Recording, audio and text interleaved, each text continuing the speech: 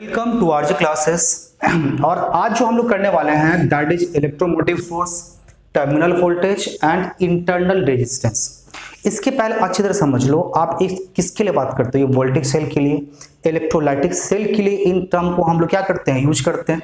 ठीक है, terminal voltage तो आपको हमेशा ही मिलता है जब भी आप किसी भी सर्किट के अंदर से करंट पास कराते हो। दैट मीन सर्किट को जैसे ही आप क्लोज करते हो, करंट पास करना है स्टार्ट हुआ तो आपको टर्मिनल वोल्टेज मिलेगा। यहां जो मेन फंडा है, मेन जो चीज हमको समझना है that is the electromotive force, that is the EMF, internal voltage and internal resistance.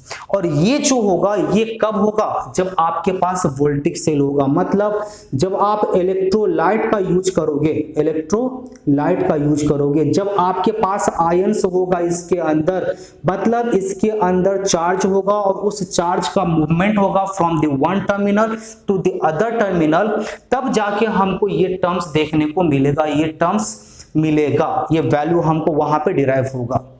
चलो जरा सा, आप बोलते हो जनरली हमेशा, देखो करंट इलेक्ट्रिसिटी का करीब करीब 2-3 वीडियो तो हम लोग कर चुके हैं। तो पहला जो हम लोग किए थे वहां देखो क्या बोले थे कि जब मेरा किसी भी सर्किट के अंदर से करंट पास होता है तो दो टर्मिनल के बीच में मेरे पास क्या होता है, एक डिफरेंस होता है। And if there is difference between the two terminal then only the current will pass through the circuit. ठीक है, अभी हम बात करते हैं तो ये जो दो ऑल्टर टर्मिनल के बीच में जो मेरा डिफरेंस होता है that is said to be the terminal voltage. मतलब इस टर्मिनल और इस टर्मिनल के बीच में मेरे पास जो डिफरेंस निकल के आएगा या जो वोल्टेज होगा उसको हम लोग क्या बोलेंगे, टर्मिनल वोल्टेज। और ये कब मिलेगा आपको, बोलोगे सर जब मेरा सर्किट क्लोज्ड होगा, जब मेरा करंट पास कर रहा होगा सर्किट के अंदर से, फिर जाकर हमको ये मिलेगा। लेकिन अगर आपसे बोला जाए कि करंट पास ना करे फिर भी आपके पास क्या हो जाए, ईएमएफ मिले।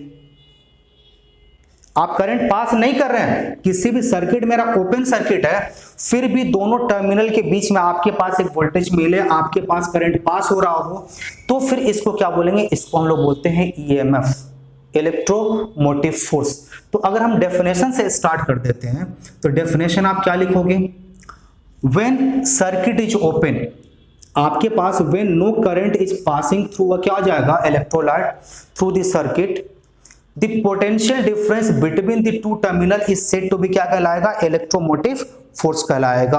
बात समझ में आया कि नहीं आया? आप बोलोगे सर पोटेंशियल डिफरेंस दो टर्मिनल में जब तक हम कोई एक्सटर्नल फोर्स अप्लाई ना करें, जब तक हम, देखो पोटेंशियल डिफरेंस आपको अच्छी तरह समझाया गया था, जब तक आप बाहर से एक क्या हो जाएगा, मींस ड्राइविंग फोर्स अप्लाई नहीं करोगे तब तक तो मेरा चार्ज का मूवमेंट पॉसिबल नहीं है। और जब तक चार्ज का मूवमेंट नहीं होगा तब तक तो दोनों पोटेंशियल के बीच में किसी तरह का कोई डिफरेंस मेरा बनने से रहा। तो वही हम बात करते हैं कि जब मेरा करंट पास नहीं हो रहा हो किसी भी सर्किट के अंदर, फिर भी मेरा दोनों टर्मिनल के बीच में अगर कोई पोटेंशियल का डिफरेंस मिलता है दैट इज क्या हो जाएगा, जनरली नॉट पॉसिबल। लेकिन अगर फिर भी मिलता है तो फिर उसको आप क्या बोलेंगे, ईएमएफ ऑफ द सेल। बिल्कुल लिख दो जरा सा, when no current is drawn through a circuit, no current is drawn from a circuit,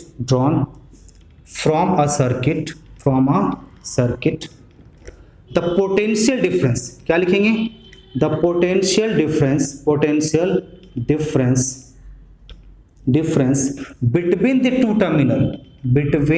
the two terminal is called EMF of the cell। इसको आप क्या लिखेंगे, डेफिनेशन आप ये लिखेंगे। अब ये समझना है कि ईएमएफ डेवलप क्यों हो रहा है। देखो होता है क्या, आपने क्या ले रखा है, इलेक्ट्रोलाइट ले रखा है। ऑब्वियसली इलेक्ट्रोलाइट है, दैट मींस क्या होता है, चार्ज है, आयंस है मेरे पास, पॉजिटिव एंड नेगेटिव है। So positive and negative ion will क्या हो जाएगा, move towards the opposite terminal. तो नेगेटिव जो होगा that will move towards the positive and the positive जो होगा that will move towards negative. कब, जब आप कोई पोटेंशियल डिफरेंस अप्लाई नहीं किए हो, कोई एक्सटर्नल फोर्स अगर अप्लाई नहीं भी किए हो, तब भी क्या करेगा, ये चार्ज मूव करना स्टार्ट करेगा। अब देखो, अब ये अगर ये चार्ज मूव करता है तो क्या ये एश्योर्ड है कि equal number of positive and equal number of negative charge move करेगा? आप बोलोगे सर नहीं, ऐसा तो पॉसिबल नहीं होगा।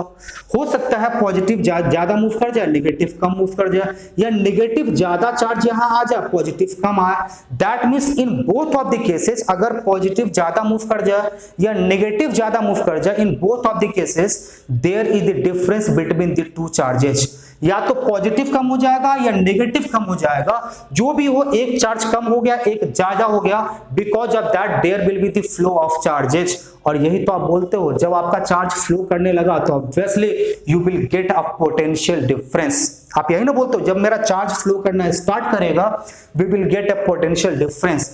इसका मतलब ये निकला कि जब हम सर्किट को कनेक्ट नहीं भी किए थे, फिर भी due to the movement of the charges inside the electrolyte क्या हो रहा था, मेरा एक पोटेंशियल डिफरेंस हुआ। क्यों?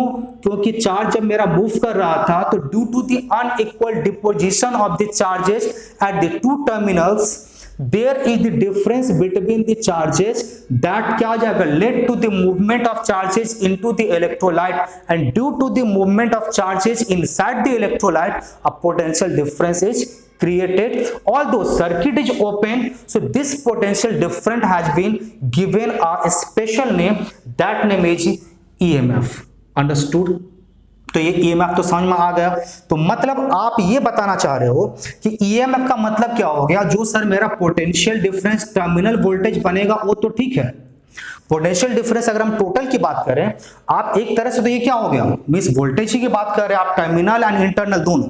अच्छा अब देखो, जब ये मेरा चार्ज मेरा अंदर मूव कर रहा होगा, जब मेरा इलेक्ट्रिसिटी अंदर मूव कर रहा होगा, उस समय जो अंदर इलेक्ट्रोलाइट के अंदर जो वोल्टेज होगी that is said to be internal voltage, इसको स्मॉल v से लिखेंगे। और दो टर्मिनल के बीच में जो वोल्टेज होगा that is said to be terminal voltage, इसको कैपिटल V से लिखेंगे। अब देखो फिर एक बात आ गई कि सर एक बात आप भूल रहे हो कि अगर मेरा चार्ज मूव करेगा तो ये आपस में टकराएगा भी, जो दूसरे चार्जेज हैं उनके से इनका कोलिजन भी होगा, और अगर कोलिजन होता है तो सर रेजिस्टेंस भी तो बनेगा, बिल्कुल बनेगा। तो इसका मतलब यहां मेरा इंटरनल वोल्टेज तो मिला ही मिला, यहां मेरा क्या हो जाएगा, इंटरनल रेजिस्टेंस भी मिलेगा, और जिसको हम क्या बोलेंगे R। क्यों मिलेगा? क्योंकि जब आपका, तो इंटरनल रेजिस्टेंस का मतलब क्या समझे, जब मेरा चार्ज मूव कर रहा हो या इलेक्ट्रिसिटी मूव कर रहा हो तो इलेक्ट्रोलाइट के अंदर जो मेरा रेजिस्टेंस प्रोड्यूस होगा that resistance is said to be the internal resistance. तो इसका मतलब ईएमएफ के लिए सिंबॉलिकली हम लोग क्या लिखते हैं, एप्सिलॉन। तो epsilon will be equals to the terminal voltage plus internal voltage, it will be equals to this one. Any confusion? अब बात आती है क्या, अच्छी तरह समझिएगा। तो ये मेरा जो ये आया, ये दोनों के इक्वल के बराबर होगा। अच्छा ठीक है, ये तो हमको समझ में आ गया। अब बात करते हैं टर्मिनल वोल्टेज के अंदर।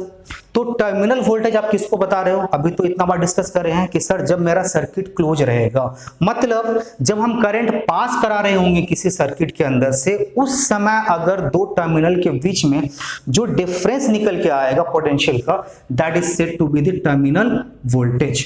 तो टर्मिनल वोल्टेज, अब देखो जरा सा, टर्मिनल वोल्टेज एंड ईएमएफ की अगर हम बात करें तो ये कभी कभी एक दूसरे के इक्वल भी होता है और कभी कभी ग्रेटर भी होता है। जैसे देखो, अगर सर्किट आपका ओपन सर्किट है तो EMF and the terminal voltage both will have the क्या हो जाएगा, इक्वल वैल्यू।